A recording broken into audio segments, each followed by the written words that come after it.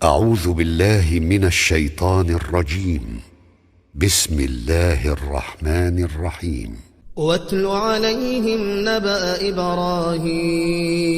अस्सलाम वालेकुम फ्रेंड्स, उम्मीद करती हूँ आप सब खैरियत से होंगे। हम आजमाइश पे बात कर रहे थे, तो अब मैं सोच रही थी हम अम्बिया की आजमाइश पे बात करें और ज़ुल्हज, चूँकि इब्राहीम अलैहिस्सलाम की याद में हज मनाया जाता है, उन्हीं की सुन्नत है। तो हम इब्राहीम अलैहिस्सलाम के आजमाइशों से शुरू करते हैं, देखते हैं कि उन्हें कैसी आजमाइश का सामना करना पड़ा और उन्होंने किस तरह फ़ेस किया। तो शुरू करते हैं। औज़ु बिल्लाहि मिनश शैतानिर रजीम, बिस्मिल्लाहिर रहमानिर रहीम। इब्राहीम अलैहिस्सलाम को अबुल अम्बिया कहा जाता है। तमाम नबियों के बाप, यानी इब्राहीम अलैहिस्सलाम के बाद जितने अम्बिया आए उन सब का ताल्लुक़ इब्राहीम अलैहिस्सलाम की नस्ल से, यानी वो आए बनी इस्माइल से, आप सल्लल्लाहु आए और बनी इसराइल में बाकी सारे अम्बिया आए। इनको जो लक़ब मिला वो खलीलुल्लाह का था, अल्लाह का दोस्त। और वो दोस्त होता है खलील, यानी जिसे तन्हाई में याद किया जाए, और ये कोई एक ही हो सकता है, यानी हर दोस्त ऐसा नहीं हो सकता। कितना ऑनर था। इब्राहीम अलैहिस्सलाम को 3 तरह के शिर्क से पाला पड़ा था। एक कवाकिब परस्ती, सितारों की के ज़रिए जैसे हाल मालूम करना या उनकी परस्तिश करना। नंबर 2 आइडल वर्शिप, यानी बुतों की पूजा। और नंबर 3 ये आबा अजदाद की पैरवी या परस्तिश, यानी सुपरस्टिशंस और ये सब चीज़ें कि हमारे बाप दादा जो किया करते थे।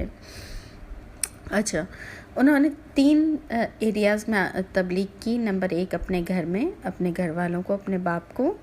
नंबर 2 अपनी कौम को, यानी अपने शहर के लोगों को। और नंबर 3 यानी अपने मुल्क की सतह पर, यानी बादशाह को, वक्त के बादशाह को। अब इब्राहीम अलैहिस्सलाम के हम घर से शुरू करते हैं कि इब्राहीम अलैहिस्सलाम ने घर में सबसे पहले अपने बाप से कहा था, आज़र से, या अबती, ए मेरे अब्बाजान, ये क्या चीज़ें हैं जिनकी आप इबादत करते हैं। बचपन से देखते थे बाप क्या करता था, बुत बनाता था। आज़र जो था इनका वालिद, और बुत तराश, बुत फरोश के घर में। अब वो तो बड़े ही कोई ऑनरेबल, रेस्पेक्टेबल मैन होंगे सोसाइटी के, जहाँ आइडल वर्शिप इतनी आम थी, वहाँ एक बुत तराश का आप सोचें ना कि इन्होंने इतने ज़बरदस्त किस्म के कोई कार्विंग की होगी और ज़बरदस्त किस्म के बुत बनाए होंगे। तो और वो इब्राहीम अलैहिस्सलाम बचपन से देख रहे थे कि ये इसके कान इतने बड़े हैं, मगर क्या ये सुनते हैं? तो बाप ज़ाहिर है लाजवाब हो जाते होंगे, ना सुनते हैं, ना बोलते हैं, ना देखते हैं। तो उन्होंने अपने बाप से कहा कि ये किसकी आप इबादत करते हैं, आप छोड़ दें इनकी इबादत, यानी आप मुझे अल्लाह ने गाइडेंस दी है, हिदायत दी है, मैं आपको गाइड करूँगा, आप मुझे फॉलो करें। अब बाप इतना कोई रिस्पेक्टेबल, पूरी सोसाइटी ने उनको क्या बना के रखा होगा, और घर का ये कल का बेटा कह रहा है कि छोड़ दें इन सबको और मुझे फॉलो करें। आप सोचें, ये अना भी हो सकती है, ये बुतों की मोहब्बत भी हो सकती है जो शुरू से इनके अंदर थी। इन्होंने अपने बेटे से कहा तुम निकल जाओ घर से। अब ये देखें, बुतों की मोहब्बत इतनी शदीद थी कि अपना खून, अपना बेटा, उससे कहा गया कि तुम निकल जाओ घर से। और यही होता है आर्ट के नाम पर ये सब चीज़ें होती हैं कि इंसानों की मोहब्बत ख़त्म हो जाती है, और इन बेजान पत्थरों और मूर्तियों की मोहब्बत या रस्मों की वजह से, रिवाजों की वजह से इंसानों के दिल तोड़े जाते हैं। लेकिन यही चीज़ होती है कि जब माशरा शिर्क में पड़ जाता है तो वहाँ इंसानों की, इनकी ख्वाहिशात की, इनके जज्बात की कोई अहमियत नहीं होती। अहमियत होती है तो सिर्फ रस्मों की, सुपरस्टिशंस की, या इन आइडल्स की, इन माबूदों की जिनको हमने बनाया हुआ होता है। दौलत को माबूद बना देते हैं बाज़ औक़ात, अना को, अपनी अना के बुत, वो तो सबसे बड़े होते हैं। निकाल दिया बाप ने घर से। अब सोचें, हॉट टॉपिक बने हुए होंगे पूरी सोसाइटी में कि आपने सुना, डिड यू नो दैट, कि आज़र का बेटा, इतने हमारे रिस्पेक्टेबल मैन, और इनका बेटा देखो कैसा बेदीन हुआ कि वो बुतों को ही नहीं मानता, आइडल्स को ही नहीं मानता। अब इब्राहीम अलैहिस्सलाम ने कौम की तरफ पैगाम देना शुरू किया शहर के लोगों को। अब उस ज़माने में ज़ाहिर है उस तरह आबादी तो नहीं होती होगी, इस तरह पक्के मकानात नहीं होते होंगे, और हर कोई अपने अपने फ़ोन पे तो नहीं लगा होता होगा बिज़ी। सब फारिग, रात को हो सकता है सब मिल के बैठते हों। अब 7वें पारे में यह मज़मून हमें मिलता है कि इब्राहीम अलैहिस्सलाम ने पहले सितारे को देखा और कहा हाज़ा रब्बी, ये मेरा रब है। कौम को से कहा। अब कौम लगता है कुछ सुकून में आई, शुक्र है कुछ तो सुधरे। आइडल्स को बुरा कहते हैं मगर सितारों को तो मानते हैं। सुबह हुई, सितारा डूब गया तो उन्होंने कहा ये तो डूब गया और डूबने वाले को मैं रब मान नहीं सकता। नेक्स्ट डे चाँद को देख कर कहा हाज़ा रब्बी हाज़ा अकबर, ज़्यादा बड़ा है, ये मेरा रब है। कौम ने कहा चलो चाँद को मानता है। सुबह हुई, चाँद भी डूब गया, इन्होंने कहा नहीं ये भी मेरा रब नहीं हो सकता। फिर नेक्स्ट डे सूरज तुलू हुआ, कहा ये ज़्यादा बड़ा, ये ज़्यादा पावरफुल है, ये मेरा रब है, ज़्यादा एनर्जी प्रोवाइड करता है। लेकिन शाम हुई तो वो भी गुरूब हो गया, इन्होंने कहा गुरूब होने वाला मेरा रब नहीं हो सकता। फिर इन्होंने दुआ की अल्लाहुम्मा इन्नी वज्जहतु वजहिया लिल्लज़ी फ़तरस समावाति वल अर्द हनीफ़ा, मैंने अपने चेहरे को उस ज़ात की तरफ कर दिया जिसने इब्तदा की ज़मीन और आसमान की, और वमा अना मिनल मुशरिकीन, मैं शिरक करने वालों में से नहीं हूँ, मैं हरगिज़ ये शिरक नहीं करूँगा। मेरा रब वो है जो इन सब को चला रहा है, इन सब की इब्तदा जिसने की, जो खालिक है, जो क्रिएटर है इन सब का। ये सब रब नहीं है, ये सब तो मखलूक है। सितारा परस्ती के शिरक को इन्होंने इस तरह कंडेम किया। कौम इनके आगे कुछ भी नहीं बोल सकी। क्यों? क्योंकि ये दलाइल से बात करते थे, और कौम से जब भी पूछते थे कि तुम क्यों ऐसा करते हो तो कौम कहती थी मा वजदना आबाना, हमने तो अपने बाप दादा को ऐसा ही पाया है करते हुए। सब डिगोसले होते हैं। बाप दादा जिन घरों में रहते थे, आज हम भी या उस वक्त की कौम भी जो होगी वो उन घरों में रहना पसंद नहीं करेगी। बाप दादा जिस लाइफ स्टाइल को फॉलो करते थे, हम वो लाइफ स्टाइल दुनिया में नहीं अपनाते। हम जदीद तरक्की की तरफ जाते हैं। हम आज पत्थरों से मसाले नहीं पीसेंगे, हम मशीनों का इस्तेमाल करेंगे। जो कपड़े बाप दादा पहना करते थे हम वो नहीं पहनेंगे उस तरह के, बल्कि लेटेस्ट चाहिए होती हैं हमें चीज़ें। लेकिन दीन के मामले में आबा अजदाद।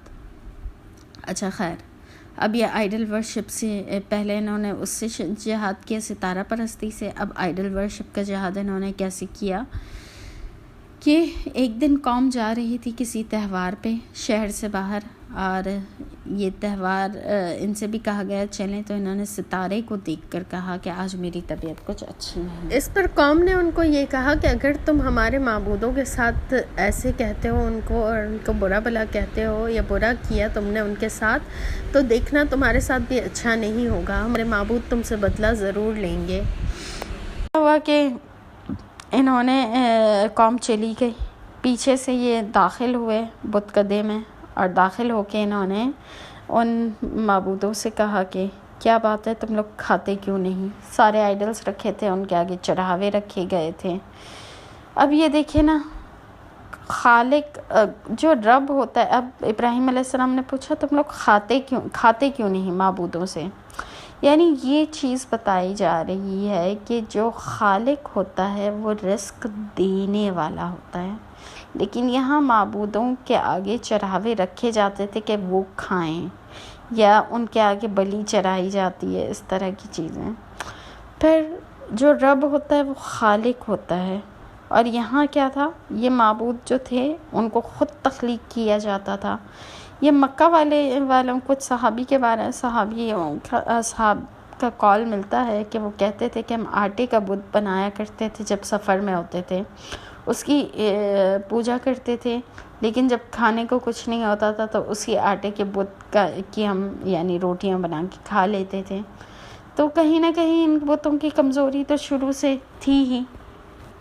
अच्छा खैर, उन्होंने क्या किया, हैमर उठाया। अच्छा, उन्होंने फिर उन माबूदों से पूछा तुम बोलते क्यों नहीं, क्या तुम सुनते भी नहीं, क्या तुम देखते भी नहीं, यानी इतने बेबस हो तो क्या ज़रूरत है। हैमर उठाया, सबको तोड़ डाला। और एक जो बड़ा था उसके गले में हैमर लटका दिया और चले गए। अब कौम आई, देखा, चीखें निकल गई होंगी। सोचे ना, गम गुस्सा क्या हाल हुआ होगा कि हमारे माबूदों के साथ ये किसने किया है। ये आज भी अगर सोचें दिल्ली, कलकत्ता, किसी शहर में, किसी मंदिर में ये कोई हाल करके जाए बुतों का, तो क्या हाल होगा कौम का। तो कौम के तो जज्बात, अब कहा गया किसने किया हमारे माबूदों के साथ ये, और जवाब मिला एक ही शख्स है जो इन माबूदों को बुरा भला कहता है। तो बुलाया गया इब्राहीम अलैहिस्सलाम को और पूछा गया कि इब्राहीम ये किसने किया हमारे माबूदों के साथ। तो इब्राहीम अलैहिस्सलाम ने कहा उससे पूछ लीजिए जिसके हाथ में, जिसके गले में हैमर है, जो सबसे बड़ा है, देखा होगा इसने, यहीं तो खड़ा है। सब कौम ने कहा कि इब्राहीम आप जानते हैं कि ये नहीं देख सकते या नहीं बोल सकते। तो वही तो इब्राहीम अलैहिस्सलाम ने कहा मैं कह रहा हूँ, तुम लोगों को समझा रहा हूँ कि जब ये बोल नहीं सकते, ये देख नहीं सकते, तो ये तुम्हारी, ये सुन भी नहीं सकते, तो ये तुम्हारी फरियाद कैसे सुनेंगे। और ये जो गिरे हुए हैं ये खुद अपनी हिफाजत नहीं कर सकते, ये तुम्हारी हिफाजत कैसे कर सकते हैं। और फिर कुरान में ये लफ्ज़ आता है फ़बुहित कौमा, कि मबहूत कर दी गई कौम, मबहूत हो गई और रजा इला नफ्सी के अपने नफ्स की तरफ लौटे। उनको हुआ कि कहीं इब्राहीम सही तो नहीं कह रहे, वाकई में सच्ची बात तो सच्ची है कि ये अपनी हिफाजत नहीं कर सकते माबूद, तो हमारी हिफाजत क्या करेंगे। फिर इब्राहीम अलैहिस्सलाम की पूरी स्पीच आती है, सूरह शुआरा में आती, मेरा ख़्याल है फुरकान में या शुआरा में, कि जब मैं भूखा होता हूँ तो वो मुझे खाना खिलाता है, जब मैं प्यासा होता हूँ फहुवा यस्कीन, तो वो मुझे पानी पिलाता है, जब मैं बीमार होता हूँ वही मरिदतु फहुवा यशफीन, तो वो मुझे शिफा देता है। फिर इसके अलावा फिर उनकी दुआ आती, रब्बी हबली हुक्म वल्हिकनी बिस्सालिहीन, मेरे रब मुझे हिकमत अता कर, मुझे नेक लोगों में शामिल कर, वला तुख़ज़िनी यौम युबअसून, और क़यामत के दिन मुझे रुस्वा ना करना, और बहुत लंबी मुझे जन्नत का वारिस बना दे। और ये सारी इनकी बहुत प्यारी दुआएं, कभी अगर आप सर्च करें यूट्यूब पे और लिखें इब्राहीम अलैहिस्सलाम की दुआ, तो आपको बहुत अच्छी अच्छी इनकी दुआएं मिलेंगी। खैर, कौम ने, बाप ने पहले निकाल दिया था, अब कौम ने भी कहा निकालो, क्योंकि बोहिता मबहूत तो हो गए, मगर आना कैसे झुके। ये शुरू से करते आए थे, बाप दादा ने ये किया था। फिर जो बादशाह का दीन वही इनका दीन कौम का, कि नहीं हम तो आउटडेटेड हो जाएंगे, आउटकास्ट हो जाएंगे, क्या क्या उनको वहम होंगे, हो सकता है। और वो इब्राहीम अलैहिस्सलाम को डराने लगे कि तुमने इन माबूदों के साथ इतना बुरा किया, देखना है हमारे माबूदों की फिटकार होगी तुम पर, लानत होगी। इब्राहीम अलैहिस्सलाम ने कहा कि कोई नहीं हो सकती, क्योंकि तुम अल्लाह के साथ शिर्क करते हो और तुम उससे नहीं डरते, और मुझे इन आइडल्स से डराते हो जो खुद अपनी हिफाजत नहीं कर सके। खैर, निकाल दिया गया और पहुंचा दिया गया मुल्की सतह पर, बादशाह के पास। अब इब्राहीम अलैहिस्सलाम का जो पाला पड़ा था जिस सुपर पावर से, वो थी नमरूद्स, जिस तरह मूसा अलैहिस्सलाम का पाला पड़ा था फ़िरौन से। अच्छा, नमरूद या फ़िरौन ये उस वक्त की सुपर पावर्स को कहा जाता था। ये कोई एक शख्स नहीं होता था, एक ख़ानदान होता था पूरा। जैसे मुग़ल एम्पायर, तो मुग़ल्स पूरा एक ख़ानदान था ना, किसी एक का नाम तो नहीं था। तो इसी तरह नमरूद उस वक्त की एम्पायर थी और उसी की ताकत थी। अब जो नमरूद था, बादशाह था, वो ज़ाहिर बादशाह ख़ुद को गॉड कहता था कि मैं ज़्यादा ताकतवर हूँ, मैं ज़्यादा पावरफुल, दौलतमंद हूँ। तो ये दौलत का नशा, इक़्तिदार का नशा।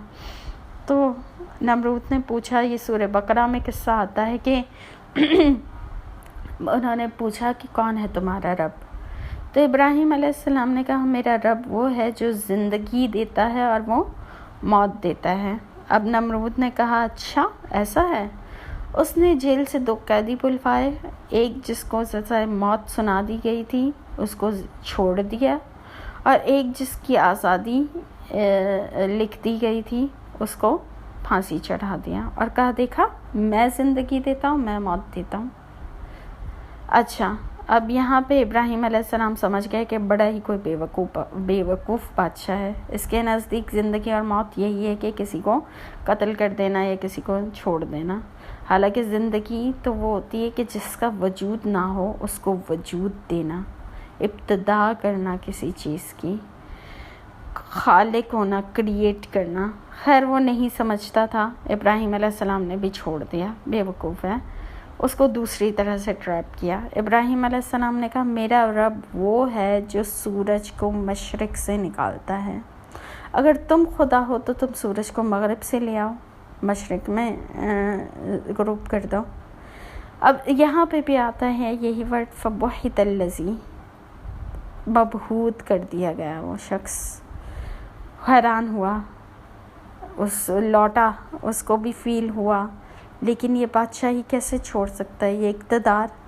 इब्राहीम अलैहिस्सलाम को फॉलो करना पड़ेगा, इक़्तिदार छोड़ना पड़ेगा। ये पूरी कौम जो मेरी तरफ देख रही है कि वाह हमारा बादशाह नमरूद क्या बादशाह है, क्या इसकी शान है, सब छोड़ के और इब्राहीम को फॉलो करके छोटा बनना पड़ेगा। नहीं छोड़ा।